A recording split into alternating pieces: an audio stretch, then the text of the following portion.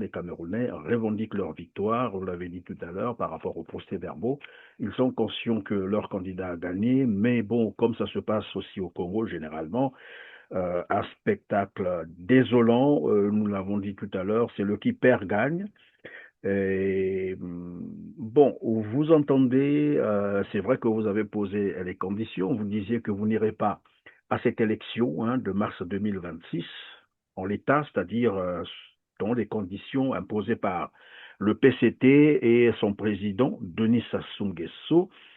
Mais est-ce que, telles que les choses se passent actuellement, déjà là au Cameroun, on a vu, tout à l'heure, on reviendra sur la Côte d'Ivoire, comme quoi c'est le même schéma voilà, qui se profile au Congo-Brazzaville. Dans le cas où, par exemple, les élections ou les conditions de transparence ou permissives d'une élection démocratique, libre et transparente ne sont pas remplies, que ferez-vous? Parce que je ne vois pas le PCT changer ou, comment on appelle, souscrire aux conditions que vous demandez, en fait, que vous réclamez. Mais alors, pourquoi faire les élections? Ils n'ont qu'à prendre un décret pour dire que le Congo est devenu leur pays, que c'est leur volonté qui veut. Parce que, Christian, il n'est pas normal. Quand j'entends les gens parler de la loi, que nul n'est au-dessus de la loi, tout ça, qu'est-ce qui explique que le PCT peut se permettre, en étant hors la loi, de préparer un congrès, de faire ce qu'il veut? Pourquoi on parle d'élections au Congo?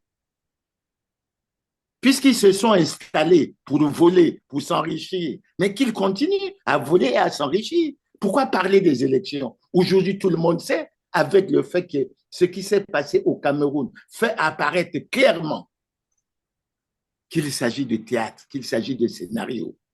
Et j'ajoute, puisqu'on va parler de la Côte d'Ivoire tout à l'heure, vous avez vu cette image qui est passée sur le site abidjan.net avant l'élection, qui donnait déjà les résultats de l'élection au niveau de la Côte d'Ivoire.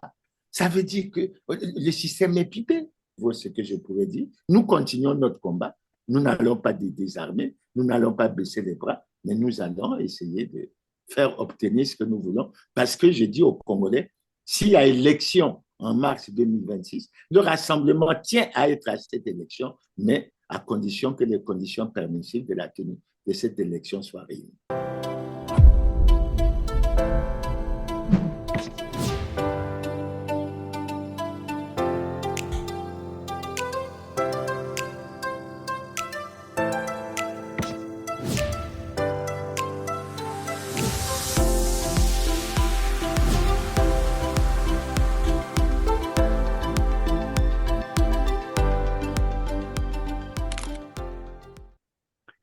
Je suis très heureux de vous retrouver, mesdames, messieurs, sur R7. Merci de suivre Droit du savoir.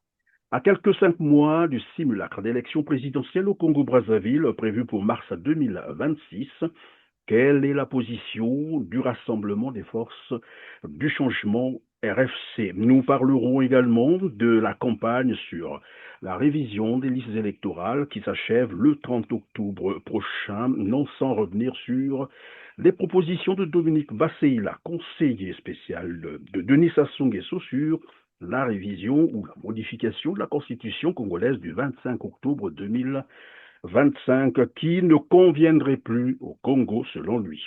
Quelle lecture faire des récentes élections présidentielles au Cameroun et en Côte d'Ivoire? Bonjour Clément Birassa. Bonjour Christian, c'est toujours avec beaucoup de plaisir que je viens échanger et je suppose apporter ma contribution à l'avancement de la démocratie, sinon de la restauration de la démocratie dans notre pays.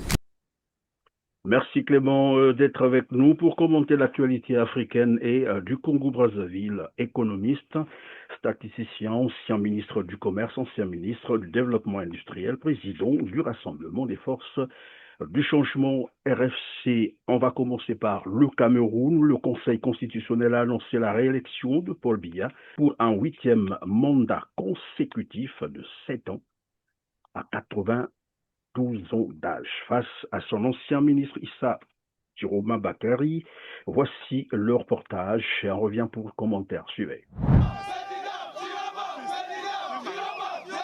À Douala, capitale économique du Cameroun, ses soutiens d'Issa Chiroma Bakary ont immédiatement investi les rues après l'annonce de la victoire de Paul Biya. Plusieurs patrouilles de police et de gendarmerie sillonnent les rues pour disperser les manifestants à coups de lance à eau et de lacrymogènes, ce qui ne semble pas les décourager. Nous sommes fatigués de ce pays. Vraiment, c'est trop. 43 ans, il n'a rien fait pour ce pays. Le peuple camerounais, la jeunesse camerounaise réclame sa victoire en majorité. On sait tous que le Cameroun, le peuple ont voté en majorité pour Issa Chiroma Bakary.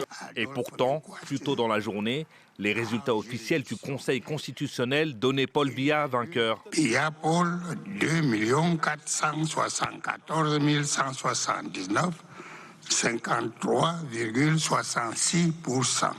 Et Issa Chiroma, 1 622 334, soit 35,19%. Paul Biya, 92 ans, dont 43 au pouvoir, va donc rempiler pour un 8e mandat à la tête du Cameroun. Il devance son ancien ministre et désormais opposant Issa Chiroma Bakary. Dans la foulée de la proclamation des résultats, il a affirmé que des forces de l'ordre avaient ouvert le feu devant son domicile. Urgent. Actuellement, à mon domicile à Garoua, ils tirent sur des civils qui campent devant chez moi. L'assaut est lancé. Principal adversaire de Paul Biya, Issa Chiroma Bakary n'a pas attendu ce 27 octobre pour contester le décompte officiel des voix, allant même jusqu'à publier ses propres résultats qui le donneraient vainqueur. L'heure est grave. Nous n'accepterons pas de nous faire voler notre victoire. S'ils préfèrent menacer la sérénité et la paix du pays plutôt que d'admettre la défaite, nous répondrons par la détermination pacifique du peuple. De son côté, l'ONU a demandé des enquêtes sur des violences en lien avec la présidentielle camerounaise. Alors, Clément Mirassa, quelle lecture faites-vous de cette élection au Cameroun d'abord? Parce que tout à l'heure, on parlera aussi de la présidentielle en Côte d'Ivoire. Et quelles leçons tirer pour le RFC? Merci Christian, ta question est véritablement pertinente. Parce que lorsqu'on parle de ce qui se passe au Cameroun, ce qui se passe en Côte d'Ivoire, il faut avoir suffisamment à l'esprit ce qui s'est passé il y a quelque temps au Gabon, ce qui s'est passé il y a quelque temps au Congo. Et je crois qu'il faut, quand on regarde un peu l'Afrique, il y a des problèmes au niveau de l'Afrique francophone en ce qui concerne l'organisation des élections libres, démocratiques, transparentes, crédibles et apaisées. Et je crois que pour bien analyser le problème du Cameroun, je vais y venir, je vais essayer de m'appesantir sur ce qui s'est passé au Gabon. En 2016, il y a eu une élection. Vous savez qu'au Gabon, c'est à un seul tour aussi, comme au Cameroun. Et parmi les candidats à l'élection présidentielle, nous avions le président en exercice Ali Bongo et nous avions Jean Ping, qui était très connu après avoir occupé beaucoup de postes ministériels et qui était président au niveau de l'Union africaine. Et cette élection en 2016 s'est terminée de façon étrange. Il y a eu pratiquement un écart entre les deux de 5 000 voix. Et le camp de Jean Ping avait protesté parce qu'il semblait que la dernière province qui avait donné les résultats, c'était la province du Haut-Ogooué, où curieusement, le taux de participation approchait les 100%. Et c'est ça qui avait permis de créer l'écart. Les deux candidats se réclamant, les vainqueurs, etc. Et nous avons suivi, et on a été préoccupés de voir que ça s'est terminé par des violences. L'Assemblée nationale était même brûlée. On a attaqué le quartier général de Jean Ping. Il y a eu des morts, il y a eu des blessés, etc. Mais enfin, même au plan international, cette élection était contestée. Nous en parlons sur la base des informations que nous avons sur les réseaux sociaux et je crois que c'est très clair. Et au Gabon, toujours en suivant ce qui s'est passé, il y a eu l'élection en 2023. Et on sait ce qui s'est passé. L'élection a eu lieu le 26 août et la proclamation, c'était le 30 août. Et tout le monde, au plan tant national gabonais qu'au plan international, a suivi. Au moment où il y avait eu la proclamation des résultats, qui donnait, si mes souvenirs sont exacts, soit le président Ali Bongo gagnant avec un peu plus de 60%, et le professeur Ondo Ossa avec un peu plus de 30%, mais il y a eu ce que vous savez. L'armée a pris le pouvoir avec, à l'époque, le responsable de la garde présidentielle qui est devenu le président actuel, Oligui Nguema. Et la raison, c'était que l'élection était frauduleuse. Le président Ali n'avait pas gagné. C'est le professeur Ondo Ossa qui avait gagné. Donc, vous voyez comment, dans nos systèmes d'organisation des élections… Oui, le jeu de qui perd gagne. On joue en fait au qui perd gagne et on agit souvent dans le principe que le pouvoir qui est en place ne perd pas l'élection qu'il organise. Et ça pose un certain nombre de problèmes dans tous nos pays. On se demande si vraiment les résultats qui sont donnés sont vraiment les résultats sortis des urnes. Et je commence par ça parce que c'est le débat actuel au Cameroun. Vous avez un système qui prévoit qu'à l'issue de l'élection, les résultats de chaque bureau de vote doivent être publiés publiquement. Donc, les candidats ont la possibilité de faire la compilation. Et on se rend compte, finalement, on s'interroge, pourquoi il y a toujours ce délai de 15 jours à peu près dans la plupart de nos pays entre le jour de l'élection et le jour de la proclamation officielle. Et on se rend compte, on a vécu ça. Le temps de manipuler encore les résultats. On a subi ça en direct. Maintenant, le cas du Cameroun est assez intéressant. Pourquoi? Mais parce que quand vous prenez Issa Chiroma Bakari, il faut que les téléspectateurs sachent. Il a été ministre de 92 à 96. Il est parti du gouvernement. Il est revenu au gouvernement en 2009 et il y est resté jusqu'en juin 2025 avant de partir dans le gouvernement pour se lancer dans sa campagne. Et assez souvent, on est en train de faire passer des vidéos où il disait que dans tous les cas, il soutiendrait le président bien jusqu'à sa fin. Qu'est-ce qui s'est passé, etc. Mais aujourd'hui, il devient le porte-parole. Bien qu'il ait été dans le système pendant près de 20 ans. Oui, mais c'est tout normal. On peut être dans un gouvernement, mais cela ne veut pas dire qu'on y reste fidèle, même quand ça ne marche pas, non. D'accord. Donc, aujourd'hui, il a été à l'élection. C'est vrai qu'il a suivi le soutien du professeur Kamto. Et quand je parle de Kamto, il faut essayer de revenir sur un peu la petite séquence historique électorale au niveau du Cameroun. Il y a eu la séquence de 1992 avec John Frundi, qui avait été considéré comme vainqueur, mais qui finalement était le perdant.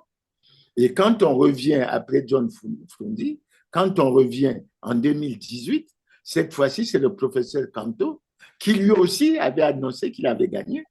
Mais vous savez ce qui lui est arrivé. Il a été emprisonné. Certains de ses partisans sont encore en prison. Ils ne sont pas libérés. C'est pour ça qu'on craignait, et on craint d'ailleurs pour le candidat Issa Chiroma Bakari, parce qu'assez souvent le ministre de l'administration territoriale, parce qu'on suit, attire son attention comme quoi il a franchi la zone rouge. Il a franchi la zone rouge. Mais ce qui est formidable, c'est que sur la base de la compilation des procès-verbaux, et c'est là où on attire l'attention de l'opposition, où qu'elle se trouve, sur la notion qui apparaît maintenant avec force, c'est celle de la protection des résultats sortis des urnes. Et il y a ce problème qui se pose parce qu'on se rend compte que dans beaucoup de cas, il y a un décalage dans beaucoup de pays africains entre les résultats sortis des urnes et les résultats proclamés soit par la commission électorale ou bien la commission nationale électorale, comme c'est le cas au niveau du Congo.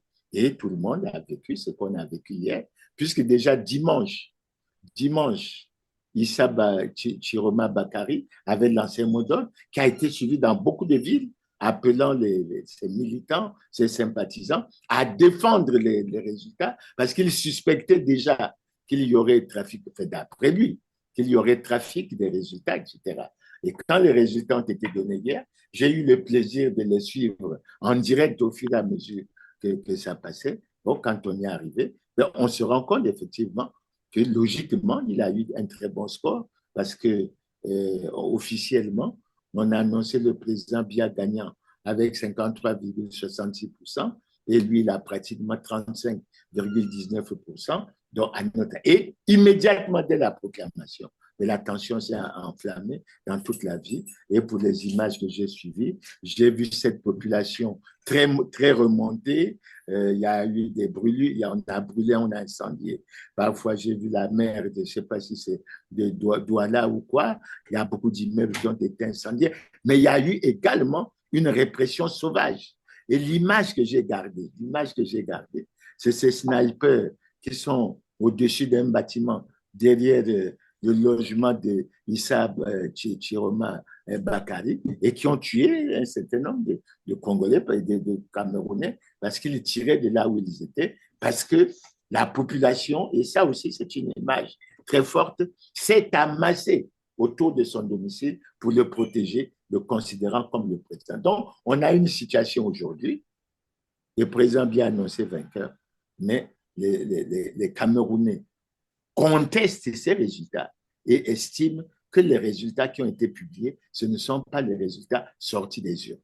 Et dans beaucoup de cas, ils ont les procès-verbaux, ce qui pose véritablement le problème parce que, Christian, je vais jeter un coup d'œil sur ce qui se passe dans notre propre pays, on y reviendra. J'ai parlé de Kamto en prison. N'oubliez pas qu'ici, Jean-Marie Michel Mokoko et Andro Kombi Salissa, deux candidats de l'élection présidentielle de 2016 oui. En prison. N'oublions pas qu'en 2021, Guy-Brice Parfait-Kolela, l'un des candidats, est mort pratiquement le jour de l'élection. Donc, il faut reconnaître que dans nos pays, il y a véritablement des problèmes, d'abord d'organisation, de conditions. Oui, mais puisque vous donc, évoquez... voilà un peu le climat. Maintenant, si je jette un coup d'œil en Côte d'Ivoire, je crois oui, on va y arriver. Restons d'abord sur le Cameroun. On va arriver, bien sûr, en Côte d'Ivoire. Le Cameroun, puisque vous disiez tout à l'heure, évidemment, il y a eu une contestation. Des manifestations ont lieu à l'heure où nous sommes en train de réaliser cette émission. Je vais vous proposer donc de suivre un reportage de Vox TV sur ces manifestations. Des jeunes qui revendiquent leur victoire volée, disent-ils, par la Cour constitutionnelle du Cameroun. Le reportage dure quelques 4 minutes par là et on revient sur le plateau suivant. Cette sirène qu'on entend siffler au quartier Bessengue à Douala aura été un bruit coutumier dans la capitale économique du Cameroun en cette journée mouvementée du dimanche 26 octobre 2025 à l'appel de Issa Chiroma Bakari qui a demandé à ses sympathisants de descendre dans les rues dans toutes les villes du pays afin de revendiquer sa victoire à l'élection présidentielle du 12 octobre dernier. À Nubel, c'est vers 15h30 que les populations commencent à converger vers le lieu de rassemblement. D'après les informations recueillies sur place, le plan était de se rendre vers le centre-ville, notamment à Bonandio, au quartier administratif, pour manifester devant les bureaux du gouverneur.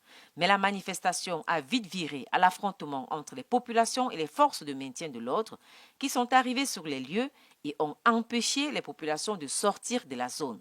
Face à l'ampleur des manifestations, les gendarmes ont déployé du gaz lacrymogène avant d'appeler les renforts. Même situation du côté d'Nkololo, non loin de là, où des coups de feu ont été tirés, blessant gravement au moins 3 manifestants, d'après les témoins sur place.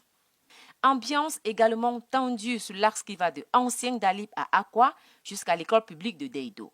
À pied et à moto, une centaine de manifestants expriment sa colère. Sur le passage, les panneaux publicitaires portant encore les affiches de Paul Biya sont détruits. La marche est encadrée par la gendarmerie et la police qui bloquent certaines entrées des voies secondaires pour éviter que les manifestants ne les empruntent.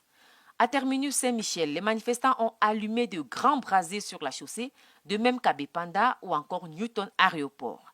À Anjou-Raphaël, quartier estudiantin, les manifestants ont détruit les affiches de campagne de Paul Biya. En Dokoti, les signes d'un affrontement entre forces de maintien de l'ordre et manifestants sont visibles. Le bitume est parsemé de cailloux, de projectiles de tout genre.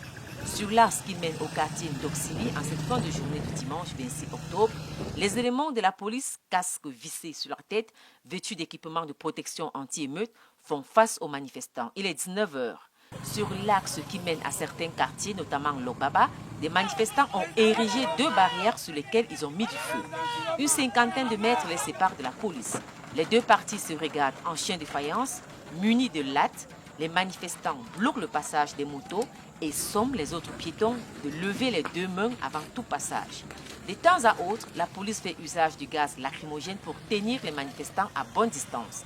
D'après les riverains, c'est vers 16 h que la tension a dégénéré entre les 2 parties. Ceux qui sont sortis, qui ont marché, ils n'ont effectué qu'une marche pacifique.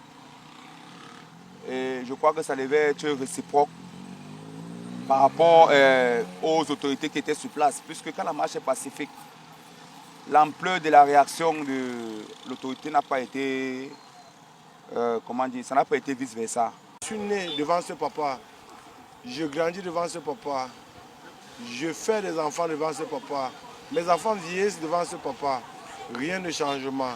Bon, aujourd'hui, nous revendiquons quoi? Il y a eu élection, il y a un gagnant. Quand il y a combat, il y a un gagnant, un perdant. Bon, pourquoi menacer le bas peuple? Nous avons quoi à y voir dans ça? Il n'y a pas eu de casse, rien. On nous jette du gaz dessus. On m'a versé le gaz sur les yeux. Là où je suis là pour le changement. On est là dehors. Là, voilà, non, ils sont de l'autre côté, non, nous on est de l'autre côté, non. C'est le feu. N'allez pas dire qu'il y a eu. C'est mauvais. C'est encore en bas là. On nous a versé. Qu'est-ce qu'il y a eu comment? On nous a lancé les gaz lacrymogènes. Parce qu'on manifeste, parce qu'on veut revendiquer nos voix. On a voté Issa Chiroma. Ça sert à rien d'arrêter les gens de manipuler les votes. On a voté Issa Chiroma. Voilà ce que j'ai, l'eau et le tissu. Les gars, l'heure sur. Normalement, l'heure sur, on tente de pas être au marché, mais regardez comment le couloir, comment ils se demandent à faire. Il y a des jeunes manifestants qui ont allumé du feu, comme vous pouvez le constater là, que la police est en train d'essayer de dégager, d'éteindre. Ils ont allumé le feu en criant « on a voté pour Chiroma, on veut le résultat des urnes ». Mais la police, tout doucement, a réussi à les écarter un peu et essaye d'éteindre le feu qui a été allumé ici. C'est sur le tronçon qui va à Niala. Voilà, Clément Mirassa, alors les jeunes Camerounais, ou les Camerounais, pas seulement les jeunes, les Camerounais revendiquent leur victoire, on l'avait dit tout à l'heure, par rapport aux procès-verbaux. Ils sont conscients que leur candidat a gagné, mais bon, comme ça se passe aussi au Congo généralement, un spectacle désolant, nous l'avons dit tout à l'heure, c'est le qui perd gagne. Et, bon, vous entendez, c'est vrai que vous avez posé les conditions, vous disiez que vous n'irez pas à cette élection de mars 2026 en l'état, c'est-à-dire dans les conditions imposées par le PCT et son président, Denis Sassou Nguesso. Mais est-ce que, tel que les choses se passent actuellement, déjà là au Cameroun, on a vu, tout à l'heure, on reviendra sur la Côte d'Ivoire, comme quoi c'est le même schéma qui se profile au Congo-Brazzaville. Dans le cas où, par exemple, les élections ou les conditions de transparence ou permissives d'une élection démocratique, libre et transparente ne sont pas remplies, que feriez-vous?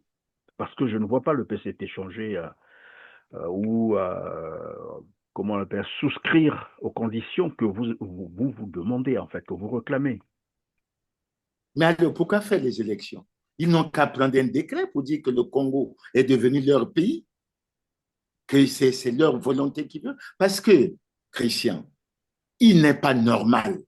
Quand j'entends les gens parler de la loi, que nul n'est au-dessus de la loi, tout ça, qu'est-ce qui fait que le PCT peut se permettre, en étant hors la loi, de préparer un congrès, de faire ce qu'il veut? Pourquoi on parle d'élections au Congo? Puisqu'ils se sont installés pour voler, pour s'enrichir, mais qu'ils continuent à voler et à s'enrichir. Pourquoi parler des élections? Aujourd'hui, tout le monde sait, avec le fait que ce qui s'est passé au Cameroun fait apparaître clairement qu'il s'agit de théâtre, qu'il s'agit de scénario. Et j'ajoute, puisqu'on va parler de la Côte d'Ivoire tout à l'heure, vous avez vu cette image qui est passée sur le site abidjan.net avant l'élection, qui donnait déjà les résultats de l'élection au niveau de la Côte d'Ivoire. Ça veut dire que le système est pipé. Dans le cas du Congo, par exemple, Christian, Le président de la République n'est pas en conformité avec la loi. La Cour constitutionnelle n'est pas en conformité avec la loi. Le Conseil supérieur de la liberté de communication n'est pas en conformité avec la loi. Le PCT n'est pas en conformité avec la loi depuis 2002. Il ne s'agit pas de langue de bois, il s'agit de textes, notamment la Constitution, et on peut évoquer. Qu'est-ce qu'ils vont nous dire? Ils sont hors la loi. Ils sont hors la loi. Alors, qu'est-ce qu'ils veulent? Et moi, je t'apprends, Christian. Et je rappelle aux Congolais, parce que nous avons fait une rencontre citoyenne samedi dernier sur le changement de constitution. Pourquoi? Mais parce que le 25 octobre 2025, c'était le 10e anniversaire du changement de constitution. Et nous avons essayé de revisiter ce qui s'est passé à cette occasion. Ce qui s'est passé, c'est quoi? On a voulu changer de constitution. On a trouvé des prétextes fallacieux. Et je me rappelle de ce prétexte qui a été donné par Ngolo, qui est actuellement président du Sénat, qu'on voulait changer de constitution pour consolider la démocratie. Allons-y, organisons le débat entre Congolais pour savoir si on a consolidé la démocratie.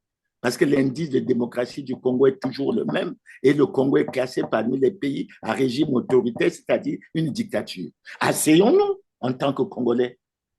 D'autant qu'aujourd'hui, nous avons les éléments, parmi lesquels le livre de Jean-Louis Debré, ce que je ne pouvais pas dire, qui a révélé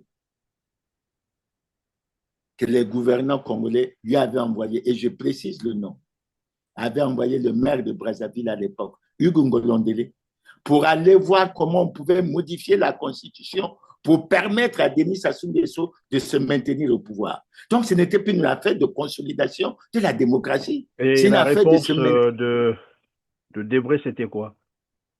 Mais la réponse de Debré est claire. Il a pris le texte, il a lu. Il a dit ceci. Ce n'est pas possible si on veut respecter la loi. Et toute autre solution est exclue. Il a dit que le débat s'est arrêté là. Et comme le PCT ne respecte jamais la loi, ils ont forcé la main. Voilà la situation. Donc maintenant, on a découvert que le vrai prétexte, c'était celui-là. C'était la conservation coûte que coûte au pouvoir. N'oublie pas que tu as suivi un dignitaire du PCT ou des dignitaires du PCT disent, tant que nous n'avons pas fini de développer le pays, nous ne quitterons pas. Mais comme ils ne le développent pas, et chaque jour, ils ne font que l'enfoncer dans la misère, etc., mais donc, Christian, à partir de ce moment, je crois qu'il faut qu'on ait la parole, la vérité, la franchise. Le PCT devait être exclu. Il ne l'est pas. Il prépare son congrès. Le président de la République, le ministre de l'Intérieur, tous les gouvernants, toutes les institutions savent que le PCT n'est pas en conformité avec la loi. Toutes les institutions savent que le président de la République n'est pas en conformité avec la loi. Et on a commencé la campagne, il sera candidat. Mais on est dans une république bananière. La question qu'on peut se poser, est-ce que ça vaut le coup d'aller à l'élection? J'entends dire, et là, je préfère, parce qu'on m'appelle régulièrement, surtout ces derniers temps, et j'ai pensé à ce qui se passe au Cameroun, pour dire, dit-on qu'il y a un complot qui se monte contre moi pour que je sois arrêté. Il y a même des gens qui m'ont dit qu'il y avait un plan qui consistait à ce qu'on dépose des armes chez moi. Mais moi, je ne connais rien dans les armes. Les autorités, je ne connais en rien les armes. Je ne suis pas là-dedans. Et puis, je vais avoir quelques armes pour faire quoi? Pour affronter la DGSP ou quoi que j'ai vu là. Mais je crois qu'il faut ne pas être un stratège politique pour y arriver. Donc, en ce qui concerne les conditions, Christian, nous menons le combat. Nous ne désarmons pas. Il est 19h. Et je t'apprends, pour ton information, nous avons, au niveau du RFC, nous avons commencé à remettre aux autorités, à remettre à un certain nombre de responsables des partis politiques ce que nous considérons le mémorandum du rassemblement des partis, du rassemblement des forces, sur la gouvernance électorale, du rassemblement des forces du changement.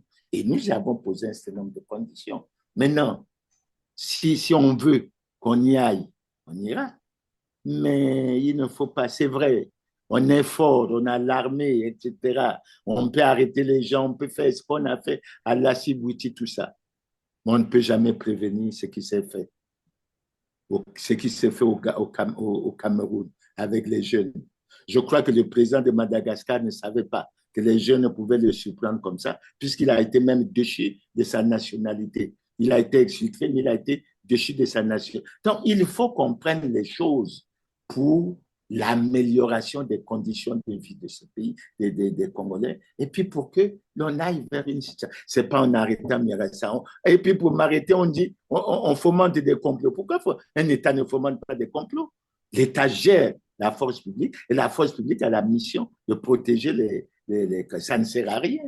Aujourd'hui, Moukoko est en prison, ou combien en prison, ça nous a fait avancer en quoi? Mais la crise, on s'est davantage enfoncé dans la crise. Donc voilà, Christian, un peu à ce niveau, ce que je pourrais dire. Nous continuons notre combat. Nous n'allons pas désarmer, nous n'allons pas baisser les bras, mais nous allons essayer de faire obtenir ce que nous voulons. Parce que je dis aux Congolais, s'il y a élection en mars 2026, le rassemblement tient à être à cette élection, mais à condition que les conditions permissives de la tenue de cette élection soient réunies. Voilà, Christian. Merci Clément Mirassa. En Côte d'Ivoire, c'est la même farce, vous l'avez déjà annoncé. Voilà qui confirme qu'un dictateur n'organise pas les élections pour les perdre. Alassane Ouattara s'empare désormais d'un 4e mandat avec 99,77% des voix, selon les résultats provisoires, bien sûr. Hein. Naïf qui pourrait croire qu'il pouvait en être autrement. Alors, face à cette réalité, Clément Mirassa, quelle stratégie pour l'opposition congolaise? Parce que finalement, c'est le même schéma qui va s'imposer partout.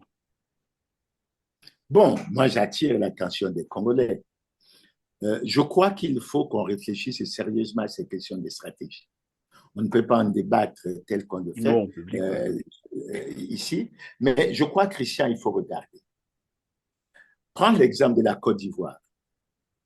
Regarde, suite aux mots d'ordre qui ont été donnés par les deux grands partis qui ont été exclus, c'est-à-dire le PPA et CI, et puis le PDC, je crois, le parti du président Bédié. Mais la mobilisation a été au rendez-vous. Et les Ivoiriens ont choisi de se sacrifier pour leur pays. Le mot d'ordre qui était donné, c'était non au 4e mandat. Et je crois qu'il faut réfléchir maintenant pour ceux qui ont défendu le changement de constitution. Parce qu'on se rend compte au plan africain que cette affaire de changement de constitution est finalement un facteur de déstabilisation. C'est un facteur d'instabilité. Pourquoi? Mais parce qu'il y a un groupe de gens qui veulent s'imposer et s'accaparer au pouvoir pendant des années. Le président Biya, il brigue son 8e mandat. 8e mandat. De 7 ans en plus. De 7 ans. Et le président Alassane brigue son 4e mandat. Mais ce que je note au niveau de la Côte d'Ivoire, il aurait pu briguer son 4e mandat. Mais pourquoi exclure ses adversaires les plus redoutables? Il faut se prononcer et puis permettre à ses adversaires que ce soit le peuple qui tranche la question. Alors, tel que c'est fait, c'est pour ça que dans nos pays, on parle, oh, Mirassa va être arrêté, oh, etc. Tout simplement parce qu'on pense qu'il constitue comme une menace par rapport à ce qui pourrait... Pourquoi est-ce qu'on vous menace comme ça tout le temps, alors que les mêmes disent que vous n'avez pas de militants, vous êtes un opposant à son parti actif, voilà. Mais pourquoi on continue à vous menacer? Pourquoi vous êtes devenu leur cible? J'ai même vu une affiche comme quoi je n'ai pas de militants et que j'ai réintégré le PCT. Ça m'a fait sourire. Ça m'a fait sourire. Puis si je devais quitter la politique ou chercher à intégrer un parti, mais ce n'est pas le PCT qui a plongé le pays dans le chaos, dans la catastrophe, qui a favorisé les vols et les détournements, etc., qui protège les voleurs et les détournements. Parce qu'on parle, Christian, il faut qu'on insiste sur ces choses-là. On parle de la paix, s'agissant des Koulouna. Il y a une partie de la population qui est heureuse, etc. Je ne reviens pas sur ces débats, parce que moi, je suis légaliste, et à chaque fois, Christian, je me réfère à la Constitution. Et la Constitution m'indique un certain nombre d'articles, notamment l'article 8, notamment l'article 9, l'article 11, qu'il faut suivre. Je suis légaliste. Et dans mon combat, je veux qu'on aille à la restauration de la démocratie et qu'on fasse que le Congo soit un état de droit où les lois sont respectées. Malheureusement, pour l'instant, les gouvernants violent dans l'impunité totale les lois et règlements de la République. Mais alors, on dit Mirassa, il n'a pas de militants, mais tu as suivi, tu as fait une émission, je te le rappelle toujours, tu as fait une émission avec mon frère Alex Nzabana, qui a passé quelque temps à la CID. Mais là-bas, qu'est-ce qu'on lui a dit? Nous, ce n'est pas toi qu'on veut. Nous voulons que tu nous cites les noms comme Paulin Makaya, comme Jean-Marie Michel Moukoko, comme Mirassa, comme Joe Ebina. Pourquoi? Nous n'avons rien fait. Et c'est la force publique qui demande à un Congolais qui est interpellé de citer pour qu'eux, ils aillent arrêter. Donc, ils ne protègent pas les Congolais. Ils veulent plutôt mettre les Congolais en dit. Pourquoi? Mais parce qu'on sent. Aujourd'hui, Christian, moi, je me vante d'avoir dit quelque chose dans ce pays. Je me vante d'avoir eu le courage. Et je dois le reconnaître. C'est vrai que je ne veux pas de moi haïssable. Je me vante d'avoir révélé au Congo que le président de la République est en situation délicate et manifeste d'incompatibilité constitutionnelle. Et quand tu parles des conditions permissives de la tenue de l'élection, l'une des conditions, c'est qu'il faut que ce qu'ils ont voulu nous faire en sortant de l'arrêté 1726 bar MID bar CAB du 30 juin 2025 en disant que nous n'étions pas conformes et il fallait qu'on se conforme, mais nous avons mis à nu le fait que le PCT doit se conformer à la loi et le président de la République doit se conformer à la loi. Si c'est pour ça qu'ils font des complots pour me tuer, mais ils viendront me tuer parce que je le dirai toujours. Je le dirai toujours. Et dans tous les cas, ça ne sera certainement pas le premier mort, mais où en est le Congo? À la conférence nationale, on a crié plus jamais ça, plus jamais ça, plus jamais. On en est où aujourd'hui? Les assassinats, il y a eu une commission assassinat. Alors, il ne faut pas toujours que les gens pensent à la terreur, mais vous êtes dans une position aujourd'hui, mais c'est pour gérer le pays selon les lois et règlements de la République. Et nous, on veut que le pays soit... Et nul n'est au-dessus de la loi. Le président de la République n'est pas au-dessus de la loi. Et je rappelle aux Congolais, et je rappelle au président de la République, que le président de la République ne peut pas, en tant que président du Parti congolais du travail, organiser une élection libre, démocratique, transparente, crédible et apaisée. C'est toutes ces questions qu'il faut poser, Christian. Alors, j'entends. On m'a envoyé un message. Je ne sais pas si c'est parce que c'est dans le chef-lieu de mon département, dans les plateaux. Dit-on qu'on prévoit, je ne sais pas si c'est une concertation, je ne sais pas si c'est un dialogue, le 23 novembre, pour faire quoi? Mais il faut poser les problèmes, il faut appeler les Congolais au point où nous sommes arrivés pour que les Congolais règlent la question. On ne peut pas rester 40 ans au pouvoir et puis vouloir toujours passer par des méthodes un peu frauduleuses qui ne sont pas sérieuses, etc. Donc, Christian, je crois que nous nous battrons, mais nous avancerons. Oui, mais Clément Mirassa, avec le climat de terreur qui s'installe à Brazzaville, disons au Congo, Brazzaville et dans les grandes villes, hein, je fais allusion ici à l'opération de lutte contre le grand banditisme menée par la DGSP. Est-ce que cela n'aura pas d'impact négatif, par exemple, dans le cas de la mobilisation, par exemple, de votre côté? Est-ce que vous pourriez toujours mobiliser dans ce contexte-là? Parce qu'apparemment, ça va pas. Non, ça sera. Il faut reconnaître que ça sera difficile, Christian. Il faut reconnaître que ça sera difficile. Les gens sont apeurés. Les gens, ils sont dans la peur.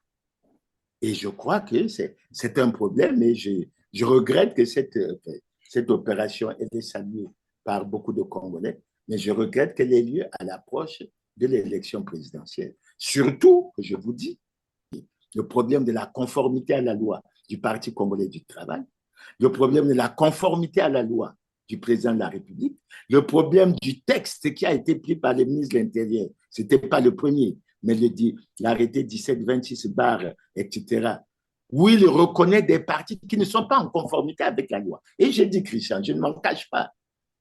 L'UPADES, par exemple, n'est pas en conformité avec la loi. Ce n'est pas que je veuille attaquer Pascal Tchatima Diala, mais c'est une question de droit. Et si je prends tous les autres partis, le RDPS, le Club 2000, ça veut dire quoi? Ça veut dire que ces partis devraient être suspendus. On est dans quelle république? On va à quelle élection? Et je rappelle, Christian, que le président Denis Sassou Nguesso en 92 a dit que nous n'accepterons pas que soit organisée dans ce pays une élection hors la loi. C'était sous le président Lissouba. Mais je tiens sur la base des données que nous avons maintenant, que depuis 2002 jusqu'à aujourd'hui, toutes les élections qui ont été arrêtées sont hors la loi. Et tu comprendras pourquoi Mirassa est un danger. Parce que quand je révèle ces choses, les gens ne sont pas du tout contents. Parce qu'ils auraient souhaité que ça soit caché. Mais malheureusement, ce n'est plus caché. Oui, parce qu'on joue aussi sur la mémoire des Congolais. Il a répété, je l'ai entendu dire, les Congolais ont une mémoire courte et ben, évidemment, ils profitent de cela pour réitérer un certain nombre de choses. Mais on va encore écouter Denis Sassou Nguesso, évidemment, lorsqu'il déclarait qu'il n'acceptera jamais qu'un gouvernement hors la loi organise les élections. Suivez. Jamais nous n'accepterons que soient organisées des élections hors la loi.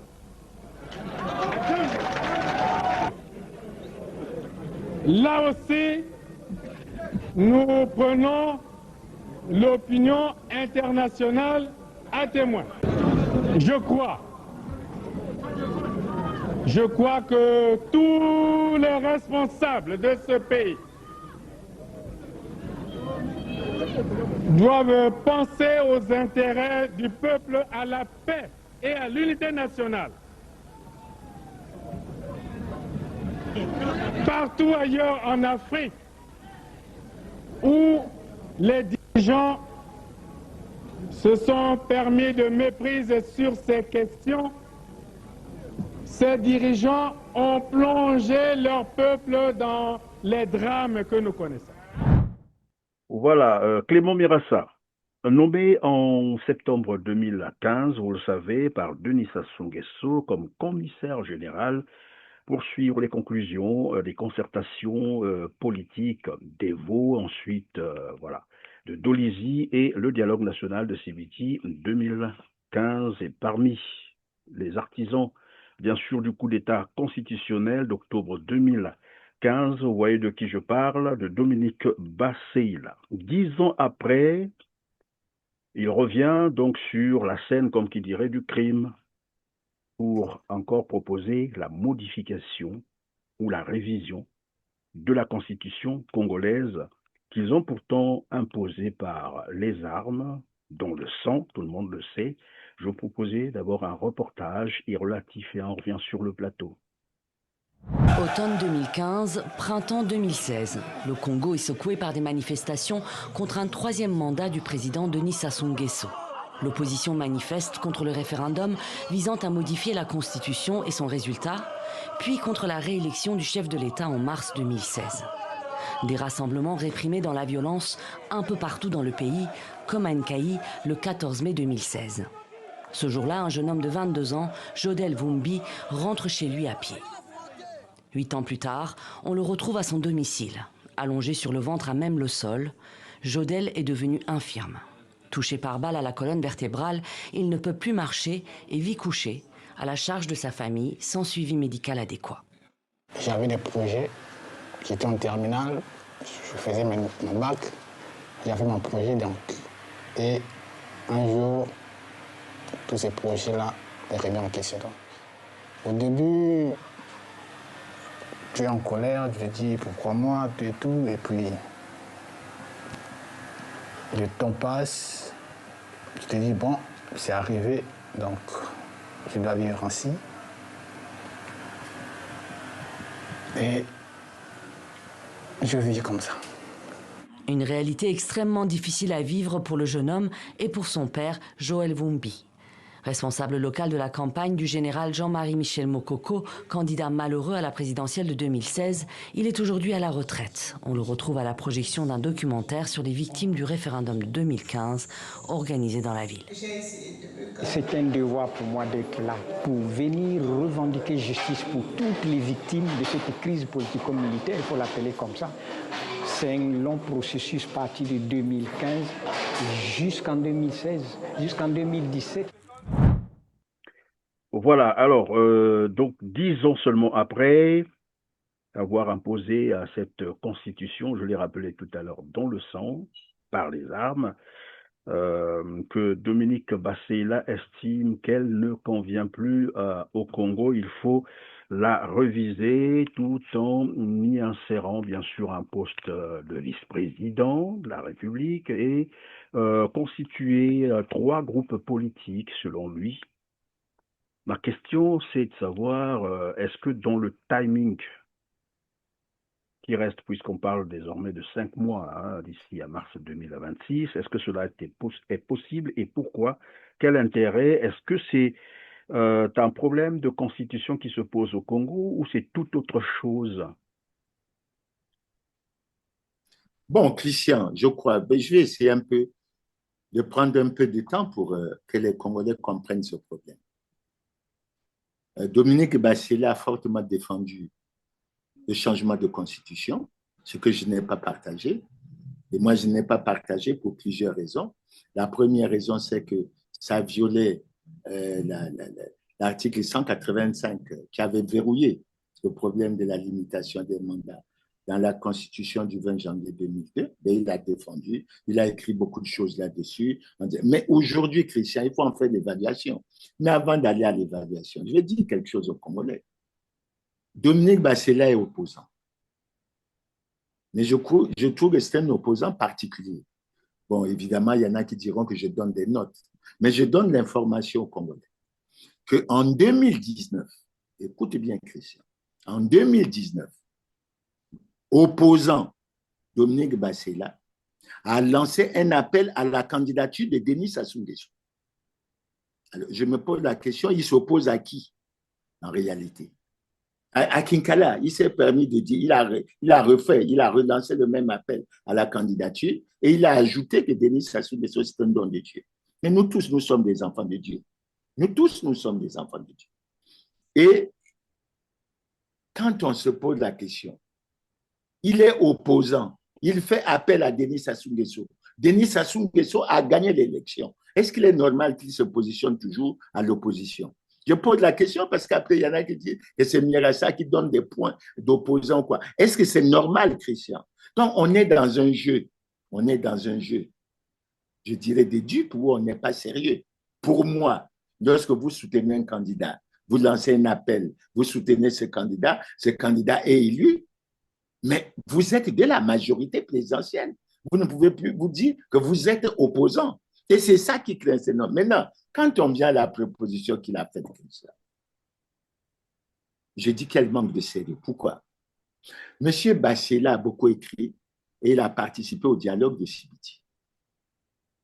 Au sortir du dialogue de Sibiti, vous voyez que le dialogue a eu lieu en juillet et en septembre, il est nommé commissaire général.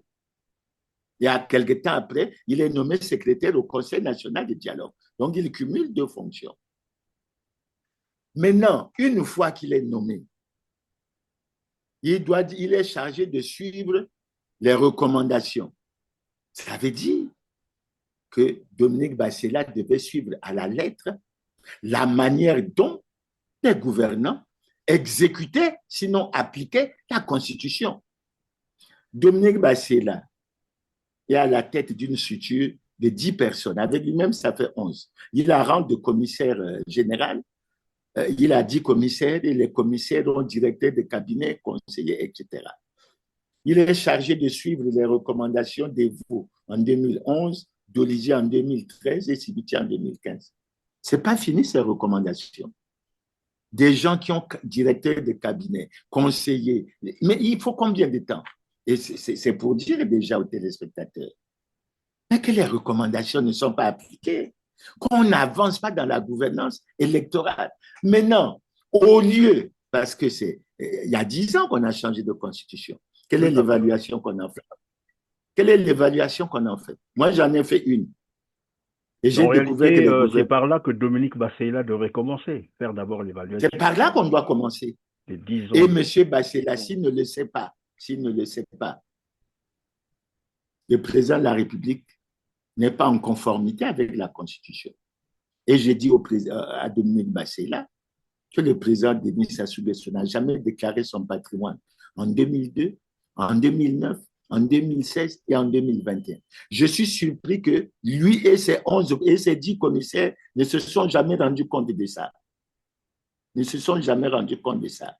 En décembre 2019, alors que déjà en 2011, le président Sassou était président du comité central du Parti congolais du travail, c'est-à-dire président du Parti congolais du travail, en violation flagrante de la Constitution, notamment de la lignée 2 de l'article 80 de la Constitution, M. Bassela n'a jamais vu, il n'a jamais constaté que le PCT avait violé la loi et que le président de la République ne pouvait pas être, etc. À partir de ce moment, ça, c'est les deux exemples que je prends.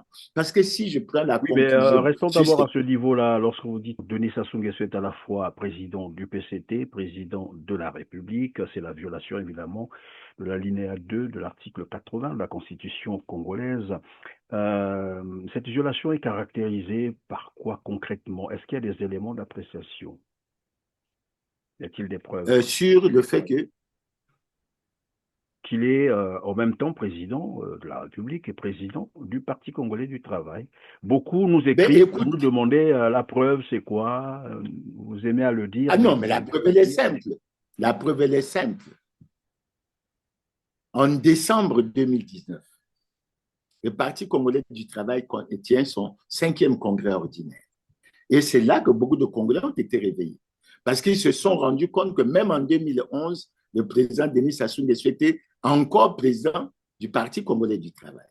Maintenant, quand ils font le congrès de 2019, mais c'est les congressistes en haute et intelligible voix, congrès présidé par Pierre Ngolo, où il déclare que les 2588 congressistes ont décidé unanimement de reconduire le camarade Denis Sassou Nguesso comme président du comité central du Parti congolais du travail.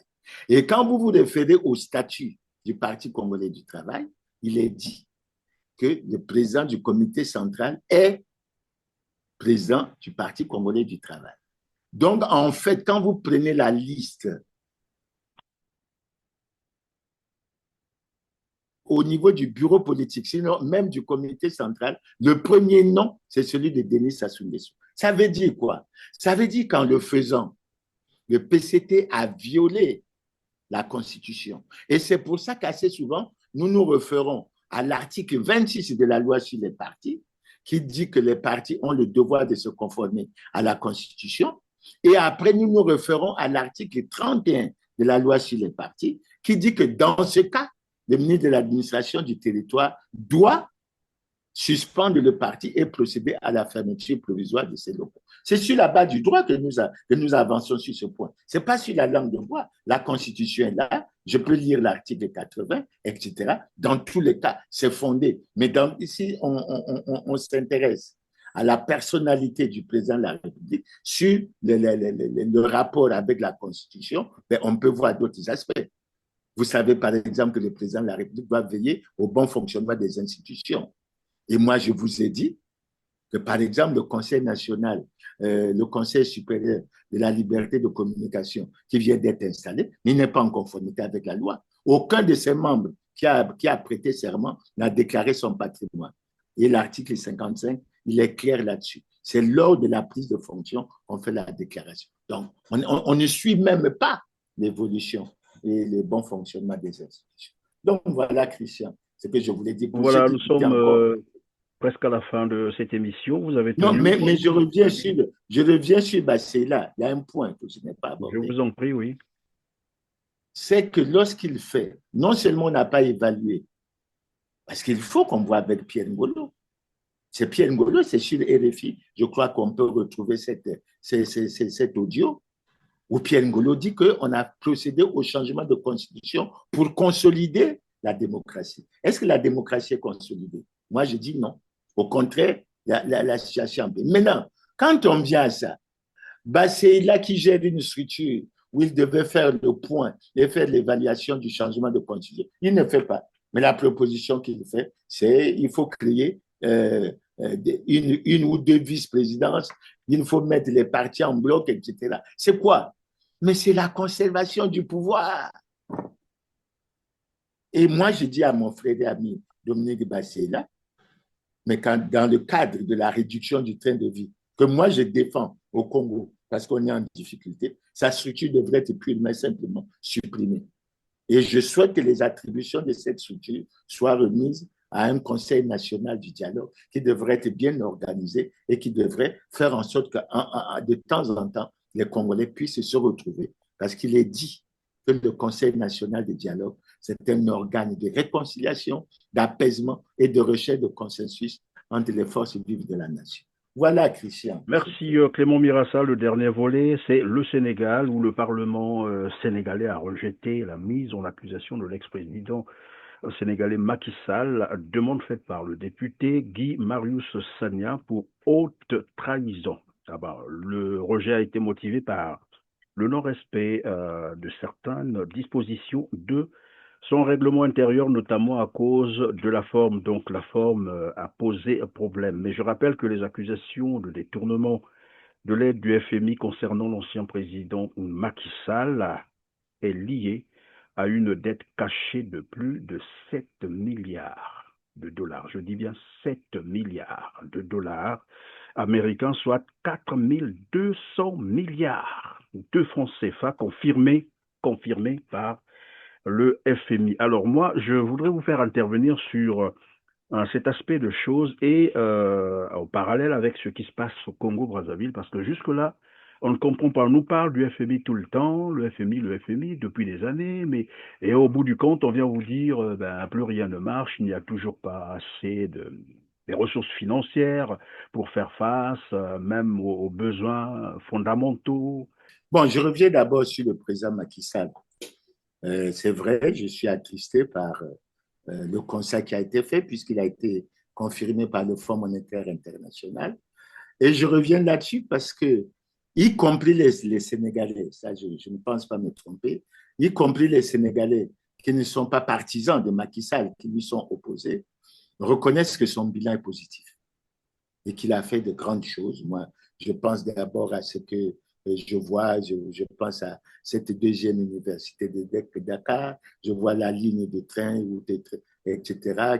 Mais enfin, ils sont contents de son bilan. Mais évidemment, ça ne le pardonne pas pour ce qui a été fait. Maintenant, quand je parle de la dette cachée, je pense immédiatement au Congo, parce que le débat a eu lieu au Congo, Christian, en 2017. Le Congo avait déclaré au Fonds monétaire que sa dette représentait pratiquement 77% du produit intérieur brut. Et le Fonds monétaire international s'est rendu compte que notre dette avoisinait les 117-120%. Et depuis, même quand Colline Macochet est parti à Paris, il a dit qu'on était déjà à 91%, on allait baisser vers 70%. Même là, parce que la dette à fin juillet 2025, si je ne me trompe, elle est au niveau de 8 450 milliards. C'est encore supérieur à 90% de notre PIB. Maintenant, ce qui me réjouit au niveau du Sénégal, c'est que la démarche est enclenchée après un rapport de la Cour des comptes. Donc, on rend compte d'une gestion. Et le président Macky Sall ne peut pas être exonéré de ça. Deuxièmement, si tu dis que ça a été rejeté à l'Assemblée, ça veut dire qu'il y a une procédure qui fait que c'est par la forme, hein, c'est la forme qui n'a pas été appréciée, mais sinon... La forme, oui, si c'est pas la forme, mais ça veut dire que légalement, il y a une procédure qui est enclenchée, et s'il règle le problème de la forme, le président Macky Sall, puisque j'ai vu qu'il a dit déjà recruter des cabinets d'avocats, il va se présenter. Au Congo, ça s'est passé comment? Le Fonds monétaire a reconnu. Il n'y a eu aucune responsabilité qui a été établie. Et les Congolais en sont davantage préoccupés. Pourquoi? Mais parce qu'à cette période où il y a eu ces surendettements, nous avions des excédents budgétaires. Alors, d'un côté, on est rentré dans le surendettement, de l'autre, on a des excédents budgétaires, et quand on demande des comptes sur ces fameux 14 000 milliards, plus personne ne veut qu'on en parle. Aucune responsabilité n'est établie. Et c'est là où j'en viens à une notion fondamentale, Christian. La paix, la paix. Je suis heureux que beaucoup de Congolais se réjouissent, mais moi, j'aurais souhaité que ce qui se passe se fasse conformément aux lois et règlements de la République. Parce qu'il est dit dans notre Constitution Je crois que si je prends l'article 205 de notre Constitution, c'est bien ça. La force publique et apolitique, elle est soumise aux lois et règlements de la République. Donc, je souhaite que tout ce qui se fait soit conforme aux lois et règlements de la République. Maintenant, quand on vient aujourd'hui, Christian, au moment où je fais l'émission avec toi, je suis retraité, mais j'ai 41 mois d'arriéré de pension. Je touche ma pension depuis 2017 à la valeur du point d'indice, c'est 160 au lieu de 300. Donc, depuis 2017, bientôt 10 ans, l'État m'ampute pratiquement la moitié de ma pension, m'enfonce dans la misère et dans la souffrance. Et en plus, présentement, je n'ai pas touché ma pension du mois d'août. Je n'ai pas touché ma pension du mois de septembre. Et là, il y a le mois d'octobre. Alors, je te pose la question. Est-ce que je suis en paix? Si je te posais cette question pour que tu répondes à ma place, je dis, Christian, je ne suis pas en paix. Et cette paix que je relève, mais elle peut toucher d'autres secteurs. Elle peut toucher les vacataires de l'université. Elle touche les universitaires. Elle touche les étudiants. Elle touche les travailleurs de plusieurs structures. Christian. Oui, il faut prendre en compte également les fonctionnaires, les agents de la mairie de Dolisie qui accusent actuellement Christian, 97. Mais je te parle de ça. Il s'agit des travailleurs de la mairie de Dolisie. 97 mois. Mais l'année, c'est 12 mois. Et 97 mois, c'est 8 ans et 1 mois. Christian, est-ce que ces travailleurs, ces compatriotes peuvent être en paix? Je dis non. Alors, comment faire? D'autant que pendant ce temps, il y a des responsables des scandaleux crimes économiques et financiers qui nous ont enfoncés dans cette crise. Le cas déjà des 14 000 milliards. Je te prends le cas le plus frappant pour les étudiants. Le différentiel constaté par le président de la République de 6 milliards qui se dissipent chaque année sans jamais laisser de traces. Qu'est-ce qu'on fait? Alors, on a le sentiment que d'un côté, nous sommes des défenseurs de la paix et de l'autre, c'est nous qui enfonçons les Congolais dans la paix, voilà. Etc. C'est une attitude, à mon avis, que nous dénoncerons chaque fois que nous le pourrons. Mais en tout cas, il faut qu'elle s'arrête. Et il faut qu'on aille vers de nouveaux chemins. Et c'est dans ce cadre, parce que, Christian, on dit les partis, etc. Mais nos ressources, nos principales ressources, proviennent de quoi? Mais des cotisations des militants. Et si on est dans cette situation, Christian, tu imagines la situation dans laquelle on se retrouve. Tu imagines la situation dans laquelle les présidents des partis que nous sommes, nous nous retrouvons. Avec des militants qui n'ont plus leur salaire, mais comment ils vont cotiser donc comment ils vont cotiser? Comment ils font pour vivre? Mais c'est tous ces problèmes quand on doit évaluer le changement de constitution, etc. Non, on n'évalue pas. On vient dire qu'il faut créer un poste de vie. Est-ce qu'on connaît la situation que l'on connaît là? Parce qu'il manque 1 ou 2 vice-présidents. Mais les gens qui sont là, ils sont incompétents, mais il faut les changer. Ces ministres-là sont incompétents. Il faut les changer parce qu'il faut qu'ils nous sortent de la situation de misère et de souffrance que nous connaissons maintenant. Maintenant, si on va à l'élection, moi je dis, si on devait aller à l'élection, nous autres, on se battrait pour le changement et la rupture parce qu'il faut que la politique se fasse autrement qu'elle ne se fait aujourd'hui. Parce que telle qu'elle se fait, elle privilégie une petite minorité. Et regarde, quand on a présenté le budget Christian, je vais peut-être te prendre un peu de temps. On a dit que la croissance est projetée en 2026 à 3,6%. Déjà que j'ai noté, et je crois que tu as dû bien noter le chiffre. Le budget en 2024 était de 2605 milliards et en 2026, il est de 2501 milliards. Donc, on est dans une passe. Et comparons au budget de la Côte d'Ivoire, parce que je crois qu'en 2010, nous, les Congolais, nous nous sommes vantés d'avoir le budget le plus élevé des pays francophones hors la France. Maintenant, regardons le budget de la Côte d'Ivoire. Nous, qui avons le budget le plus élevé à l'époque, en 2010, nous sommes restés, et nous, on ne fait que décroître, et la Côte d'Ivoire a un budget qui dépasse les 13 000 milliards. Où est-ce qu'on en est? Et la Côte d'Ivoire a une croissance de 6,7%.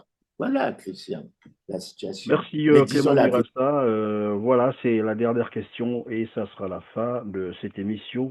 Beaucoup nous écrivent, beaucoup nous appellent pour demander comment faire pour adhérer au RFCO, Rassemblement des forces du changement. Bon, pour adhérer au Rassemblement des forces du changement, ils n'ont qu'à contacter le secrétaire général. Je crois que je vais lui demander de mettre...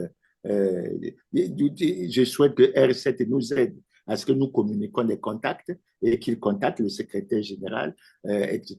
Moi-même, je dois aussi donner une petite information. J'envisage, si Dieu le veut, de réaliser une émission en webinaire le 15 novembre. Je crois que ça sera intéressant. L'information sera donnée, le lien sera donné, mais chaque fois que nous le pourrons, nous allons donner l'information pour que nous souhaitons que les Congolais qui ont des questions à poser. Mais nous allons prendre les dispositions, nous présentons les excuses aux téléspectateurs, etc. Nous allons demander à Christian et à un certain nombre de médias de nous aider pour que on leur communique les références du secrétariat général du Rassemblement des forces et du changement et qu'ils prennent contact pour qu'on leur donne toutes les informations nécessaires pour que ceux qui veulent adhérer, ceux qui veulent avancer, qu'ils puissent... Merci. Ceux qui ont aussi des contributions à nous apporter, nous les recevrons avec beaucoup de joie.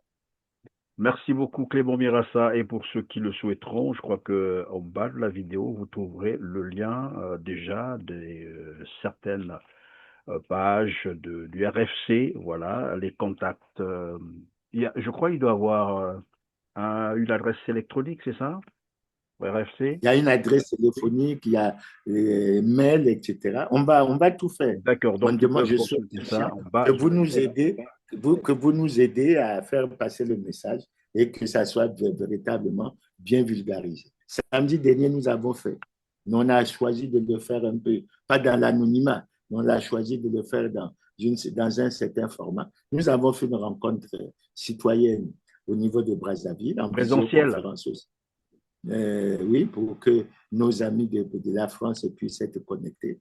Et c'est là où nous avons eu le débat. Je crois qu'on a déjà fait un communiqué de presse. Nous avons eu une réflexion sur les leçons à tirer du changement de constitution qu'il y a eu en 2015. Et nous avons arrivé, notre porte-parole, notre premier vice-président, Marcel Nditoukoulou, a fait une communication. Et je pense aussi que chaque fois que Marcel Nditoukoulou fera un communiqué, nous nous efforcerons à ce que toutes les informations pour contacter le RFC soient mises pour qu'elles soient disponibles. Donc voilà, Christian, encore une fois, je remercie pour cette possibilité. Merci beaucoup. Et donc, ceux qui pensaient que vous n'avez pas de militants ont eu tort.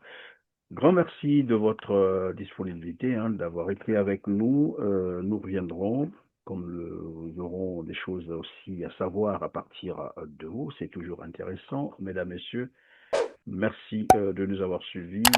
Cliquez sur le petit pouce solaire juste au bas de la vidéo, partagez et dites-nous en commentaire ce que vous pensez de cette émission. Cela nous fera énormément plaisir. On se dit au revoir et à très bientôt. Merci. Merci Christian et à bientôt. Merci.